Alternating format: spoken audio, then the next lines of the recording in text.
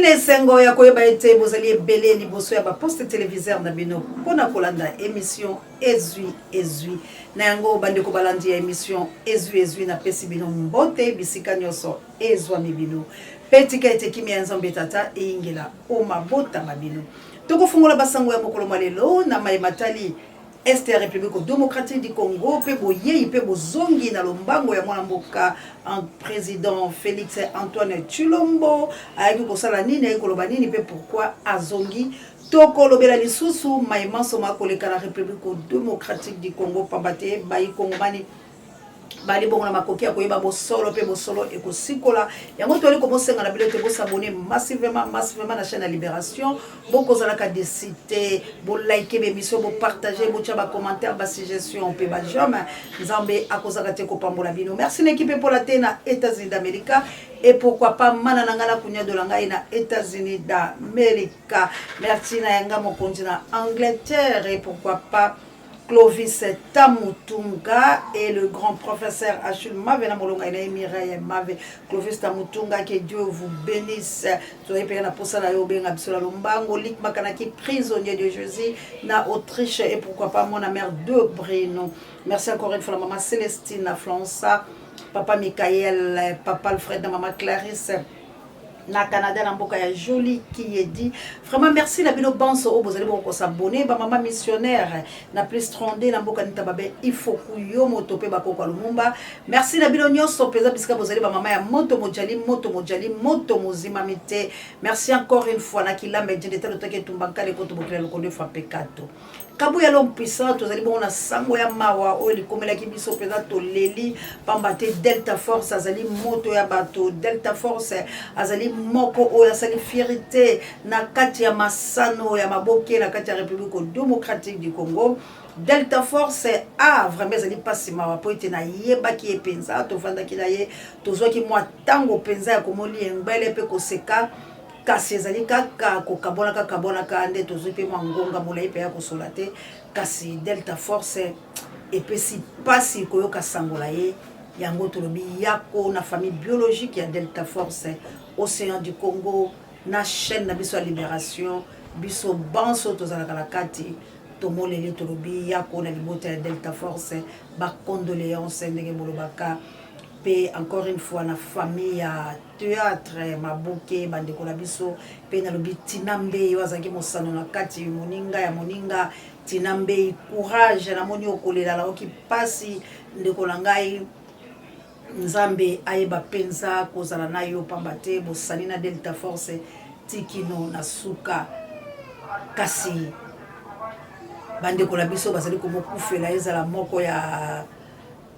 Dollar Star et pas autant que beaucoup bungi sa moi c'est na epenza mystérieusement ndenge biloko bakalo kotali français pambate basali na plus de 14 ans ya kovanda ka bongo na kimakango ndenge biso tolobaka na lokota biso ya lingala kasi na tango bobele ya bobo balani mikolo mitano ya pamba ya bisengo pe mwasi akei na lolenge olongo banite mayema ko le kapeza maike ba misusu ba ko ba dollars Star ba misusu ba ko ba libota ba misusu ba makametele ba kintredi kasi o ayebi liweza libobele nzambe tata ndela ba o nyoso pe ba kufi oto yebite to le bito zo mwa minute moko ya kimia pona bango na bandeko la biso ya este ko pe bazo kufa bisika nyoso na bandundu Equateur ko pe ba koteli bango na bwende to zo mwa minute moko ya kimia.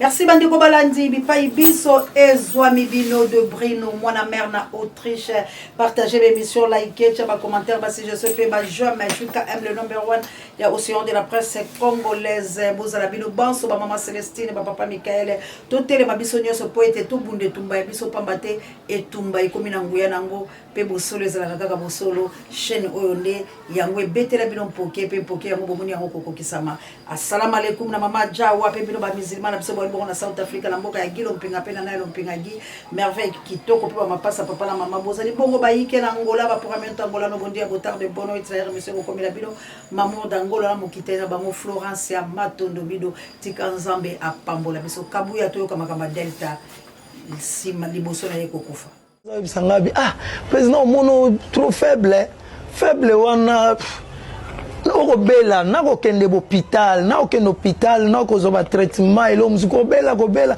bino bo traiter biloko musu te ko mana mama mo babino o eza su yango te faut ça ba test na continue ba test mais ko découvrir que poison eza nzoti ombela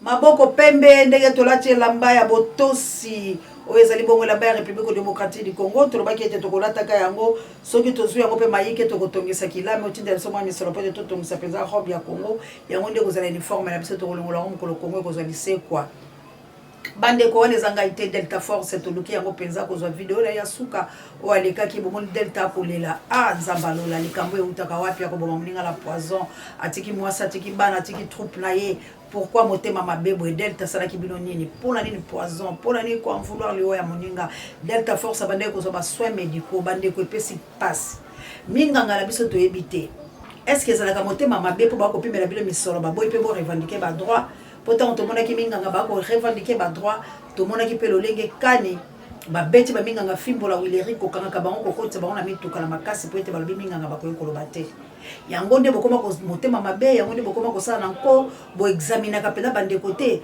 ngai nayebi ete soki moto aye na maladi ostime yo moko monganga ya nzela opesi ye mwa kiso lobi malaria opesi ye mwa kiso lobi ezali likambo songolo kasi boniboni boaprofondisaka baexamen te ndenge bolobaka lokota elifalose ozali kotraite moto moni azali kobika te esengeli kopesa baexamen okozongisa moto mai na lolengo elongo bani te lelo bato nyonso bakomi soki monganga mpenza ya malonga moto oke na hôpital eloko liboso kosala so test ya poison na nsima na yango asali so glycémie mpo ayeba soki ozalaka na mwa sucre to nini mpe na nsima na yango oke kosala bizame mingi mpo nani bakosala bao mpo bakobanga bakoki kozongisela yo mai ya mungu bato ya sukali yo obelaka bokono mosusu oyo kokufa tala lolenge ndeko na biso akei minganga bakopesa soin ekosimba te na suka na yango balobi poison asalisa test ake kosalisa test bakuti ye na poison esi eliaki nzoto ndeko aleli alobi nasali nini amoni liwa kasi malgré pa bandeko kozwa batraitement akei kosala théâtre na ndenge toyokeli baninga ndenge babengaka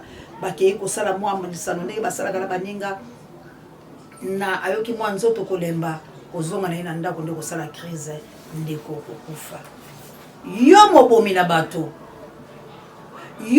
na bato yebaka nkolo ya bato wana akomona yo justice ya mokili ezali nango kaka bongo corrompu kasi nzambe azali le seul juge oyo bakorrompaka ye te aza juge unique oyo akataka makambo la sembo justice na ye ezalaka na reproche te na nsima na yango yo oyo osali Delta boye na nzela na yo nzambe andimi kozwa molimo na ye kasi oyebaka nzamba kotika yo te bada ya bitiki oyo bazali kolela mwasi oyo azali kolela lelo odestabilize ye olongoli mobali na ye na lombango kasi yo oyebaka lolenge moko mpe epai ya Dollar Star nzambe nde ayebi mobomi ya mwasi na ye oyo bolingai kaka mwana azala makangu asali 14 ans plus de 14 ans na kimakango kobala ye kobala 5 jours kaka ya mariage ayoki ata esengo te ya libala bosepelaki na ye azala makangu wala nde bokaki esengo kasi ntango ekomi bahonore ye bolongoli na lombango nzambe azali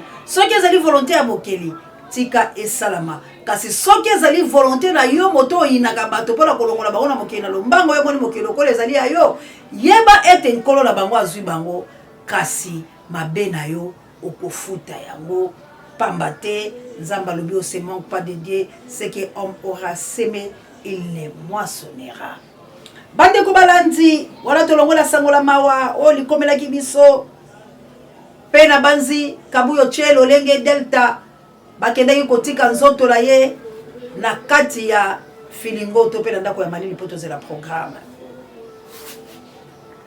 naliki ete mwana mboka osila kocha yango to pesa binda no cheite chela baninga bata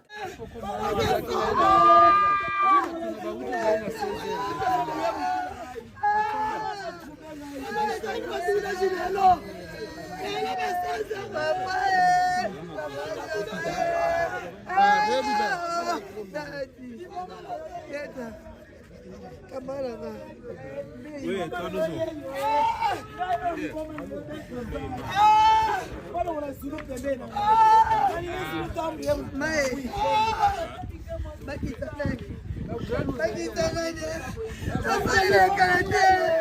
wana bomonde kolanga tina mbe ekelamu akolela na se papa tozalaki na yo esali biso pasi tokozala matanga wana po ete ezali matanga na biso wana azali mpenza ya biso moko Delta Force nzambe kololiwa ayamba molimo na yo abatela yo po ete ezali nzela ya biso banso moto akotika libanga na se na moi azali te tolongola sango la mawa tokei sikoyo na mayematali politiko ya République démocratique du Congo na banzi ete bino banso boyebi ete tata bokonzi mo ekolo ya République démocratique du Congo ayaki na Kinshasa na capitale na ye ya RDC ya ekolo ya Congo azali kokamba kasi asali mikolo boni po toyoka lisusu azali na mikili ya bapaya ya Suisse nini moko komela ye nzungu ndenge kaka ezalaka oyo papa Etienne Tshisekedi persona malobi maye oyo maloba makala lokuku yango nde bosolo po ete bosolo na République démocratique du Congo ezali te tondimela ye kezali bongo bosolo pamba te bato balobi ayaki bobele komotya mongolo to ya koloba ete nanga azali soutenu na mwana mboka Joseph Kabila Kabange asila ekoloba la bino ye mpe abetaki mbela na nsima na yango okomona baarrestation mingi na ngambo ya du progrès pays de paix na nsima na yango azongaki atiki nini na République démocratique du Congo po ete mboka ezali bobela mobulu tozwa hypothèse ya mwana mboka Félix Antoine Tshilombo koloba ete Kabila azali derrière bananga tondimela ye nano tofungola kolate batola mayele nanga aproclamaki Félix Antoine Tshilombo kozwa kati na esika. Est-ce que Félix azwaki? Avec tout le respect que je vous dois, le ministre d'État, le ministre de la Justice, Monsieur Constant Moutamba, je voudrais qu'on me juge. Vous êtes des observateurs parce que c'est vous qui représentez la justice. Avec l'apôtre, qu'il me dise devant vous ce que je lui ai fait. Le mandat de comparution doit avoir une cause. Je vous assure, c'est vide. Mais il y a une association des hommes de l'ANR qui ne sont plus sous le contrôle du responsable numéro 1 de l'ANR. Et il y a des hommes de Demiap qui ne sont plus sous le contrôle de la République. Il y a des procureurs qui ne sont plus sous le contrôle du président. Je pense du ministère de la Justice ou de je ne sais pas quoi. Je me demande dans quel état des agents qualifiés de renseignement, de sécurité, parce que par hasard, ils prient dans une église qui appartiendrait à une personne qui a de très bonnes relations avec la famille du président, font se permettre de pourchasser des gens parce qu'il semble qu'ils sont faibles et ils n'ont pas de relations. Je ne sais pas où va mon pays. Je suis civil. Je suis le moindre, le plus petit citoyen de la République. Je n'ai jamais attaqué quelqu'un. Je n'ai jamais porté impolitesse à quelqu'un. Mais si cette affaire de mandat de comparution viserait tout simplement une intimidation dans la mesure où les autorités supérieures ne seront jamais au courant parce qu'il semble que une machine est montée. Il me semble, je dis toujours avec conditionnel, que tous ces gens que je cite prient à l'église du pasteur Marcelo. Je refuse de parler de vous par humanisme, pour la douleur qui vous est arriver. Et j'ai une deuxième raison pour laquelle je refuse de parler de vous. Parce que votre marraine s'avère être une maman pour moi. Prenez contact avec votre marraine. Elle vous dira que je suis parmi les personnes qui ont parlé objectivement de la situation que vous avez vécue. Et je me dis, parlez encore de vous avec tout ce que vous avez comme problème sur le plan réseau social. C'est inhumain. Moi au moins j'ai un cœur, c'est inhumain. Mais il ne faut pas approcher la première dame. Il ne faut pas approcher le président. Monsieur le président de la République, Maman Denis, si vous me suivez, il y a des gens qui se cachent derrière vous, qui commettent des actes graves pour lesquels la population commence à vous haïr. C'est votre nom qu'il présente. Et c'est la population quinoise qui aime une fois et qui rejette quelqu'un une seule fois, commence à comprendre que ces gens se sont infiltrés dans la politique. Ils ont pris contrôle de la présidence. Tous les pasteurs là, ils ont pris contrôle de votre fréquentation. Mais en bas, ce qu'ils font, vous ne savez pas. Je vous assure que si moi, je dois répondre à cette affaire, mettez-les sur la place publique, permettez aux pasteurs de venir, je vous ferai des révélations qui vont vous scandaliser des actes combien abominables ces pasteurs sont en train de faire. Sinon, nous ne sommes plus Congolais. Congo n'est plus notre terre. Ce n'est plus notre pays. C'est le pays des grands pasteurs. On entend par grand pasteur une personne qui fréquente le président, une personne qui fréquente la femme du président, une personne qui est amie du procureur de la République, une personne qui a verrouillé tout. Comment vous pouvez comprendre que c'est la même équipe qui a agressé Denis Lessine? C'est la même équipe qu'on met à ma place. Mais moi, je vous rassure, je n'ai pas de pardon à vous demander. Je veux seulement que tous les gens du ministère amènent. Si vraiment j'insiste, mon plaignant est le passé Moutombo, je veux que vous entendiez les choses que je vais dire quand je viendrai là-bas, au parquet. Je crois que ça sera la dernière fois pour certains de mettre le pied dans les églises. Je vous dis pourquoi je le dis. Comment pouvez-vous admettre que je sois intimidé pour changer ma prédication? Si c'est une intimidation, moi je n'arrêterai pas. Je n'arrêterai pas. J'ai des frères qui prient à la compassion. J'ai des frères qui prient au ministère Amen. J'ai des frères et des sœurs qui prient dans des églises où des fois je partage avec eux avec beaucoup de respect. Comment voulez-vous que quelqu'un dise que les enfants des serviteurs de Dieu doivent hériter de l'héritage de l'église? Et il ne s'attend pas à une contradiction. Finalement, nous sommes où? Et pourquoi pouvez-vous prendre? Parce que dans les demi-heures, il y a des bons citoyens qui prient, qui me soutiennent aussi. Même au niveau de l'agence de renseignement, il y a des chrétiens, même des responsables, qui ne veulent pas voir ces manipulations, ces intimidations, tout ce que vous faites. Ils n'aiment pas ça, ils sont des chrétiens. On n'a pas besoin d'avoir un bon cœur pour être dans un service, non. On a besoin seulement d'avoir Dieu et savoir que l'autre, il dit la vérité. Laissez les gens juger, ça ne vous revient pas. Parce que cette histoire, ça peut être comme la dernière fois, un mandat non avisé au registre. On me ramasse partout là, on te tire dessus, tu meurs, tu pars. Qui saura que ce sont les pasteurs qui l'ont fait? Ça n'est de trop. Voici la première des choses que je vous dis. Je ne vous ai jamais... Bandeko nalingaki na lobozwa vidéo oyo po ete topé ma totala nzinga la biso ba lokipe bazali vidéo wana tokolobela yango kasi tozonga na mama elikambo la biso ezali ya mwana mboka Félix Antoine Tshilombo baza ko akizela mongongo makasi Kabila prédécesseur na ye o apesa ki ekibokonzi lolenge moko akizaki na mongongo makasi pe ko dénoncer a démontrer que la face ya monde Paul Kagame nde mutaza ko agresser biso tolongo la Paul Kagame yazaka ba accusateur tolongo la Paul Kagame toyesiko la Kabila tokesiko wana nde to bakito fokola kola si seulement que Kabila nde aza derrière nanga nani apesi Félix pouvoir na République démocratique du Congo, n'est-ce pas? C'est Kabila. Soki Kabila ake kosala bato na yeba bimbaza la ba rebelle pour la ko combattre Félix ou apesa ki pouvoir.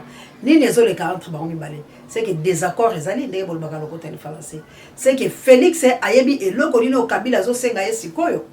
et pourquoi Kabila azongisi nanga azonga rebelle pour bayasko kozwa force à attaquer Félix.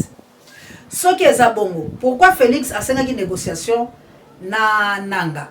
Yé ayebaki déjà que nanga mutazo tindi ezali Kabila. Pourquoi a sengi négociation na nanga? Si nanga accepta ki ba négocier, cela veut dire que la Kabila là yende batu bazo négocier. Si Félix penza yebike Kabila aza derrière makambo, pourquoi pas Félix a kotika ba Congolais ba bunda etumba ya libération? Parce qu'on suppose que tozaka kala boumbu. Pona nini batu o ye moka dénonçaka azo continuer ko sola kala batu wala. Parce que Félix biso soto yebi la radio trottoir, o papa na lo baki ya monde des vérités, paix à son âme, Félix papa Tsekedi. Aloba na biso ba radio trottoir eza vérité. Félix aluka lo lenge nyoso ba sola Kabila boy. Totuna na Félix yebisa biso ba dil nini obilo bosina ki la Kabila Paul lelo e komela yo ndolo boye. Parce que comme le kola mona mokia ko sana na lisano ya moto to na mai. Ndenge bakila meje de talo take tumakale ko to bokila lokule fam pekato na bokula kaikala balobaka boni sisi afo tumole mpaka bongboko bampaka ngbo ba isolengelenge. Boni sisa la ngambimbo ofule jala kinde. Wadezali lo sako pezali ba proverbe oyo ba mikolo ba zongi saka lokola bokola kaikala ko zongi sa bande kolangai mwana mboka Félix Antoine Tshilombo bazali accusateur mais ayebi ko trouver ba solution te. Il accuse mais poto luka solution ce que tu lobi to telemela ba accusateur na ye o ya zali ko accuser Félix akomeli biso maloko. Si c'est vrai Félix, Kabila est derrière, pourquoi vous avez dit progrès? Parce que bah, du progrès, bah, les soldats là, bah, yo kelio mawa. Bah, lobby Kabila ndi azi ko sa rébellion. Kabila aussi ça va congolais. Il faut attaquer Kabila. Yo suko kangi ba pour la nuit. Voilà aux compliqué biso. Vérité peut quelque part et pas dans les réalités. Si seulement que bah di progrès bazali ko yo ke la yo. Ndenge la moni bango ba di progrès ba kei ko laksandaku ya général moko. Général wana atongi ndako ayibi balabala akangi nzela tina se. Kulu les zongi violation ezongi. Bango lokola ba misala ka loi po ba yebi ke bazali ba soda mapinga préparé pour la ko sauver yo. Balobi bazali ko buka ndako wana. Po nzela efungwama. Na ko lakisa bino vidéo wana. Est-ce que quelque part ba yo sala mabe? Si c'est vrai que Kabila, mais tu as du progrès sur la moussa nango. Pourquoi vous pesi ordre à kokanga bango? Pourquoi olobi ba kanga bato ya deux pinces? Oyo ba kosala bobulu et puis ba kanga ba du progrès. Cela veut dire yo moko zoye ba liso selo kozo salate. Cela veut dire yo moko mi konteki la moleke oyo zo kokalisu ko bimate. Parce que olinga ki pouvoir wana o mérita ki yango te. Pouvoir wana bo sali yango la bato ebele bato yango ba comme le ba témoin général quoi ba Marc Kabound amataka na mpunda Robert waza ko filmer azali faiseur ya pouvoir na yo o lelo azobika la makala. Mais aujourd'hui bato ya IDPS na banganga la bango lokuta après avoir Kabuya ko dénoncer bino bobandi ko lukela ye makambu ya buzoba. Donc like sa vidéo o ya lokuta o bazali ko kosela Kabuya ke bakendaki Kabuya za mutaba mystique ndaku moko boye Kabuya zipa babilongi. Est-ce que nganga kaka ifa zipa photo? Est-ce que nganga polo kamutu foka ba sa photo ezali mensonge ba théâtre la bino parce que Kabuya dit tout que bo trichaki bo zwakite ba député baza nommé. Alors, na kanda wana IDPS le bino kola ba noma ki bino po bo soutenir le genre de l'IDPS. Mais bino siko bo komi kula bo komi kolia mbongo parce que bolinga te mutu oya ko bima président ya Sénat ezali bongo Sama Lukonde. Trouble bango pe baye ko buka. Mais regret nanga ezali bandeko nanga ba congolais. To analyser les cambo. Tout le monde le sait que bateau bazo ça la trouble. Bateau bazo terrorisé et zali bongo force du progrès. Mais nazali ko kamwa tango ministre intérieur accueilli ko ça la visite pour la bakassir. Commentaire yande ko na zoloba batu oyo babuki bazali ben civique oyo bayebi bango te. Oh gouvernement congolais, vous êtes des voleurs. Vous avez batu mabe. Comment bokoyo ko kosa boye soki ezala ki peuple mais bolobi bato ya SID ya Martin Fayulu Badidi nde baye ko buka bato ya Martin Fayulu Badidi nde bokosa ki Martin Fayulu Badidi atindi bato bayi ba biso bambongo ba détourner biso ba téléphone na biso. Oh Congolais, maintenant loko les ali journaliste ya bango kuna ye mutu azali ko rapporter mensonge alobi bato babuki la palais du peuple bayebanité. Bon c'était qui combat j'ai combien. Bon sali ba arrestation ya bato minga de passe. Et puis président pesi mongolo to ke bakanga bango du progrès. Ba soda baso boucler le lopo la kokanga ba du progrès. Tango ba moni ke du progrès e bandi ko telemela bango mokolo lenge balobaki ete soki sama azui Félix oza démissionnaire. Félix alobi bo arrêter bango. De pona ye lingaka muto apesa ga etolite. Pona ye asepelaka te na muto azopesa ye tolido soki bino bozo la kisa ye eza lokola boza ko menacer pouvoir na ye. Yango la yebisaki bino bande kwa i deux pes bozala ka bangangi. Boya biso na bino peuple to sangala to munde tumba wana. Botika koloba ke biso toza i deux pes parce que bokoli en patete. Boko souffrir na maloko. Pour comme tango la bino ba kanga bino ba di progrès et comme tana bino ba humilier bino parce que bino boza ko menacer pouvoir. Ya Félix Antoine Tshilombo. Bo komi ba témoin gênant. Bo moni tango biso to gangaka. Pourquoi te lobaka que vérité blesse? Mais la vérité finira par triompher. Pe te lobaki bino ba to boko fungola biso nzela parce que aujourd'hui bino boko revendiquer ba droit la balabala. Aujourd'hui bino boko koma lokola biso.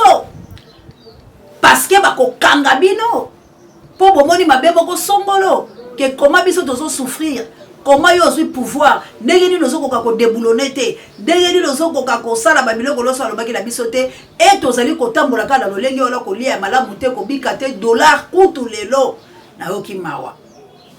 Alors lokola bo comprendre que mutu na bino nde aza fautif que mutu na bino nde mutazo sala mabe pour lelo Congo ezinda boy. Pourquoi pas koyana biso elongo to telema to bunda et tumba ya indépendance. Bande kolanga ba Congolais, nous avons un sérieux problème. Gita Mutunga, bon retour na mboka. Les kambola biso ezali nini? Ezali Valérie Pételo parce que toza la kati occupation tozali kokokate to sombiti na makanisa na biso esika moko pour te délivrer nation congolaise. Il y a de divergences et puis tu as une course à pouvoir. Muto ya yebito a yebite azalika komi mona tala le long poké et bali pe ko betela ngamba ba pasteur lettre la vidéo la uti ko lakisa biso bozo ka mona mboka ko jebaka a komi na problème na Léopold Mutombo lelo bozo ka ngambu wana batangi pe kombo ya pasteur wa uteko kufela mwasi na yeko mona ye Marcelo bozali koyoka ete makambo ezali Denis Sakimi lelo komi na Canada Dallas na États-Unis likolo ya Marcelo pazo lukisa ye donc lo lenge boko Roger Bakaza ko senga skola Costa Mutamba ayeba ko sambisa bango po ete bayeba likamuni entre bango. Pourquoi? Parce que ba sale la kande satana.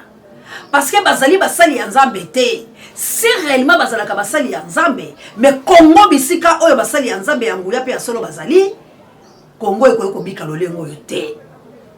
Congo ekoyo ko zala la passe ya boye te. Esengeli Congo ezala délivrer parce que bana la Nzambe de bakenda bakokutela na tata. Pona kolela bisika oyo bango bazali parce que balobi bozui na biso ezo dépendre na mboka la biso Congo. Donc biso tokobonga awa na Congo. Mais lokola toza na Nzambe, lokola toza na ba grand homme de Dieu, lokola toza na basali ya Nzambe ya nguya, comment mabeza liko humela Nzambe la bango azo révéler bango te. Pourquoi Dieu révélé à Moïse?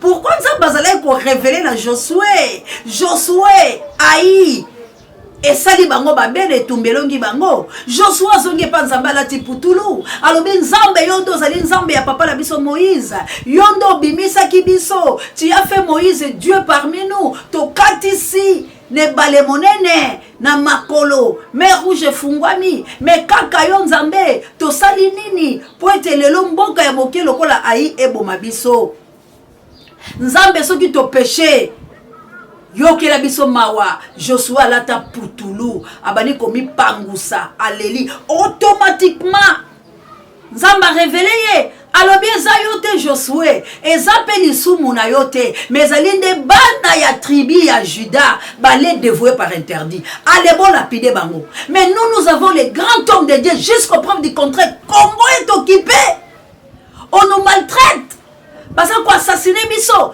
nanu toyoki prophétie te que République démocratique du Congo tokota mabondeli parce que Dieu a lobby tant est commis. Josué il était le seul.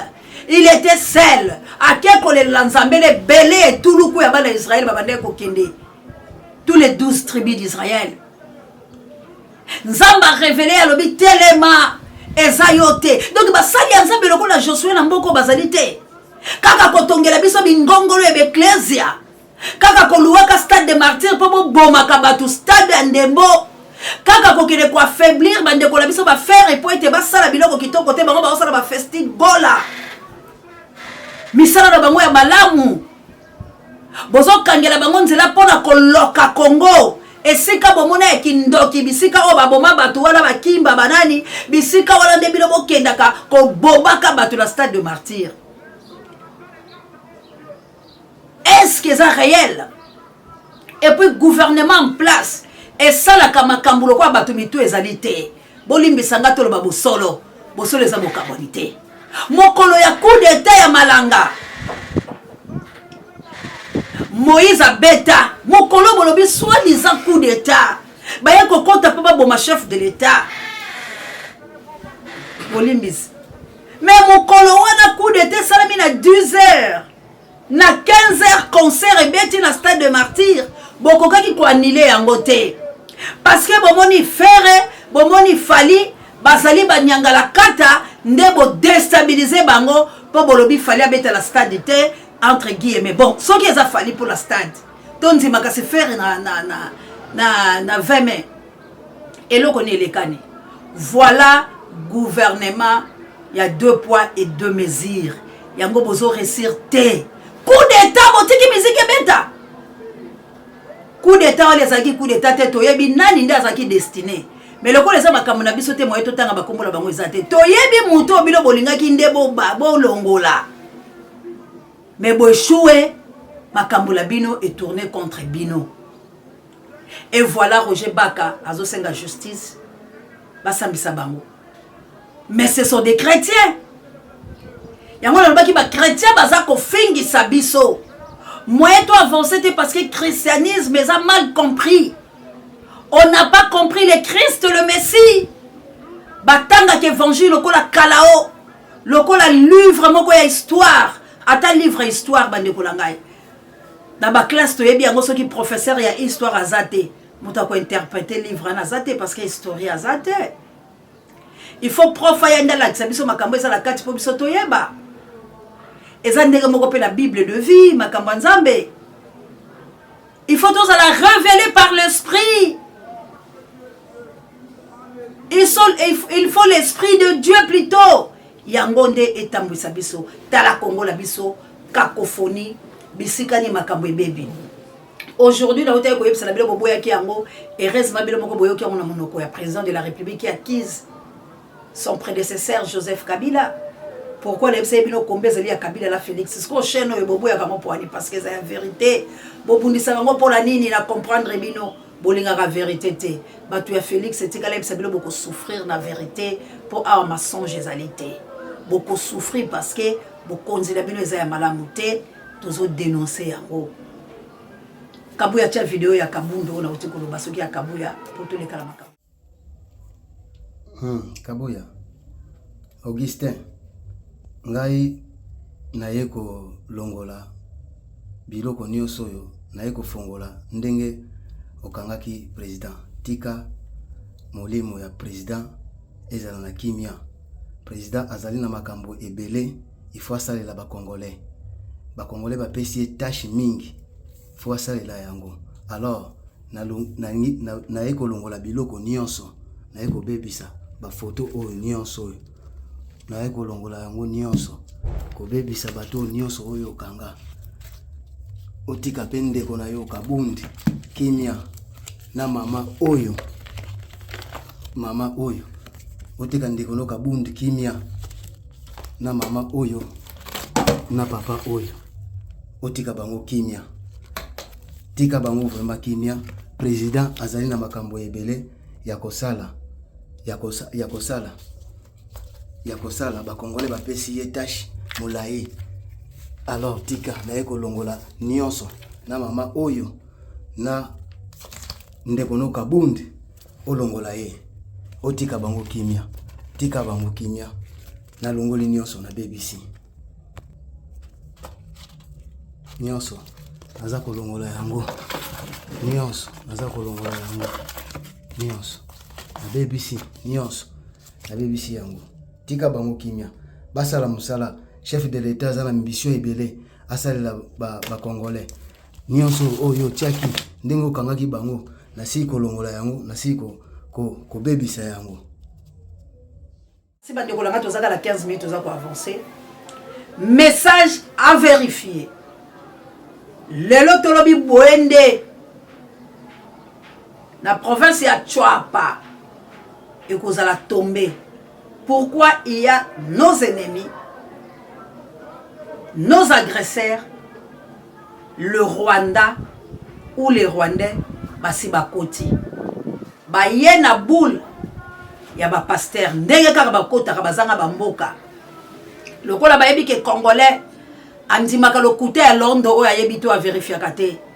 Ndeko la bino aye memela bino liloba ya Nzambe oyo ko bongo la bino oyo ko talisa bino pole po ete boye banani nde Nzambe.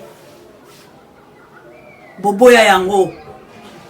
Bolobi azali ndoki. Azali mwasi ya bolema. Kasi ndeko la nganga azali na bolema po azali koloba solo po ete liloba la Nzambe azali boma kati na bato bayebi yango te. Mais yondo azali li boma ya solo pamba te azali kotambola kati na molili oyo lobi kufa ekozala partage na yo pe République démocratique du Congo ko sikola mana ba bazali kolanda chaîne ya libération. Bande kolangai Bwende ekoti na kaka province ya Chwapa ekomi lelo la kaka précisément na Bwende basali ya lokuta bakoti ndeko la ngai ozalaka na ndeko la Bwende osea yebisi yo belela ye sensibiliser ba jeunes bato bomoni bazoya kote ya bino liloba. Ce sont pas de vrais hommes de Dieu. Bazali basali ya Nzambe te pe batindami te. Bazali bato baye ko botola o mabele pe ko kota na boumbu. Ndeko na ngai ozalaka la province ya Chwapa.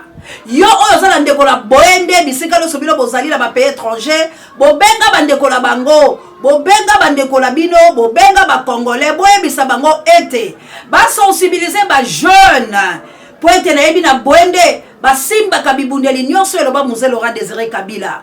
Na chema boko la ngai pembe po na koloba bosolo. Chwapa province na biso ezali kokweya ba Rwandais bakoti baye na Bwende bazali kotea liloba ya Nzambe bazali kotea monoko ya bapaya pe bazwi deja bato la biso po ba interpretaka bango po ba infiltraka biso. Yo moto oyo ozali na ndeko la Bwende, yo moto oyo ozali moto na Bwende, esika nyonso ozali sensibiliser bilenge ya Bwende ba guerrier ba telema ko bengana ko tumba ko sasa motei nyonso azoya kote ya bango liloba ata tei bango na lokota ya boloko ya mboka ata tei bango na lokota ya français ata tei bango na lokota ya bapaya boye bayete bapaya ya mabe bakoti po bakanga Bwende pamba te kuna pe mabele matalo masi babimaka na yebisi bino pe na bendi bino matoi lobi tango Bwende kozala tombe bolo bateke au séance de la presse alobaki te mosana ngezali ya sinzili ndenge na yebisaka bino komo belaka tango nyoso mbemba ezali koya na mboka o océan alobaki te ngonga ngilele mana na ngala kunya dola ngai na États-Unis d'Amérique na mboka équipe pour te na beleli ngonga ngilele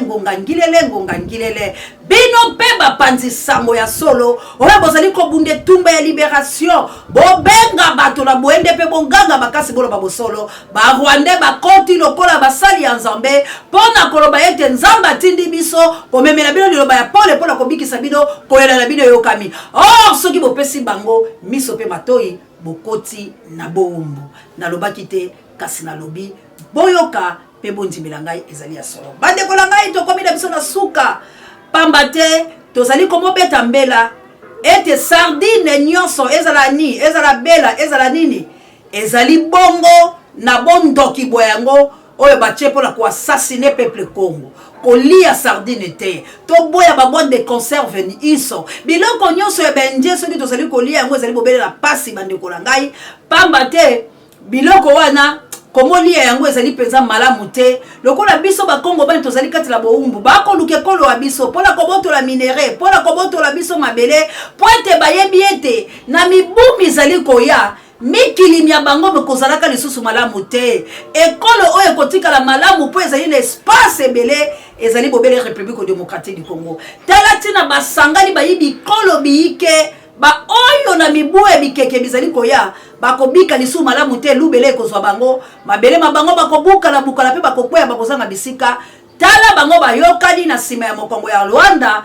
lokola Rwanda na Uganda nde bango basimba komonyokola biso nde balobi bakota na nzela la bango po ete mabele mabiso mikende yango nazali koyebiso mwana Congo etumbala biso ezalaka contre Félix te etumbala yo ezalaka to ina Martin Fayulu Madidi etumbala yo ezalaka to kiloko ina bandekolo soki lolenge nini etumbala yo ezalaka nde obunda olongwa la boumbu osikola bandeko na o misusu pamba te kobundele kolo epesamele mutu nyonso te pamba te kokende kozala molobeli ya solo pe kobundele kolo na yo epesamele na moto nyonso te bayike bazali kokoto na sima pola komobebisa me ya solo banyoko makakaka lokola babiso oyo lobi to lobo kula tango to kokende bokondimela biso tala botekami ya mama Kimpavita lolenge basango bamikotaki na kati ya bandeko la biso bainfiltre nde loko biso tozangaka tala botekami ya mvuluzi lolenge bainfiltraki kasi bayi Kongomani yo oyo zana sima ya kokwaisaka ekolo wayo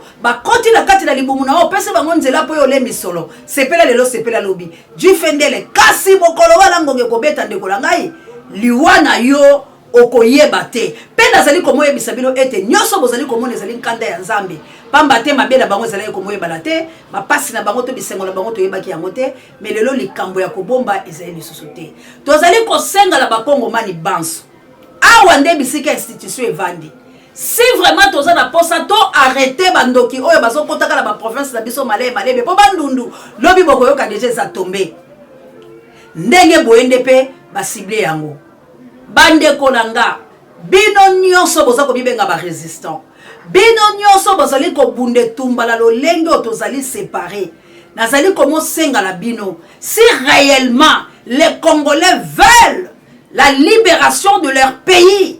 Si vraiment les Congolais va bounder la Kamboka la bango ya solo, c'est le moment toi attaquer Kinshasa. C'est le moment. C'est le moment. Ou sinon bande kolangai tokolela ikenga na 100%. Tolinga te. Nzambe a triompher la mabele oyo. Mais après mon sekokima, beaucoup souffrir vous le peuple.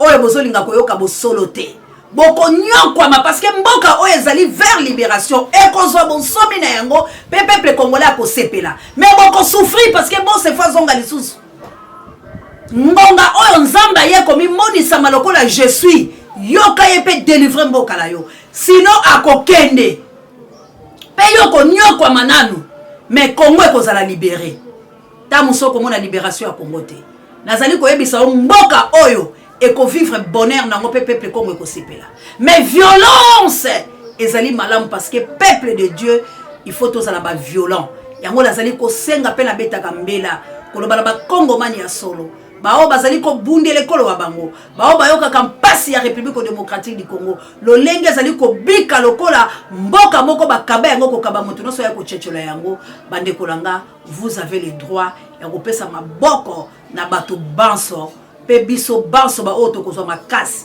tozala mikila bapaya tozala ba province to kitala Kinshasa to déstabiliser Kinshasa et kozala malamu na banzi la lobby pe na suki sima tondo mingi la kabu ya l'homme puissant échange par l'équipe qui gagne. Merci na Pape Jay directeur recherche stratégique et personnel sango mokondi pari à Bemiso Babiso la patrie ou la mort Big Daniel Ngenda la Londres La patrie ou la mort, Big Daniel Ngenda, Mama Dolo. Ah, mon mère de Bruno, en Autriche. La patrie ou la mort, nous vaincrons. La peur doit quitter nos esprits. To bunde la Congo, na motema na bolingo pe la bosolo. Kinzambi kwa bankulu, kinzambi kwa bankulu, kinzambi kwa bankulu. Ingeta, ingeta, ingeta.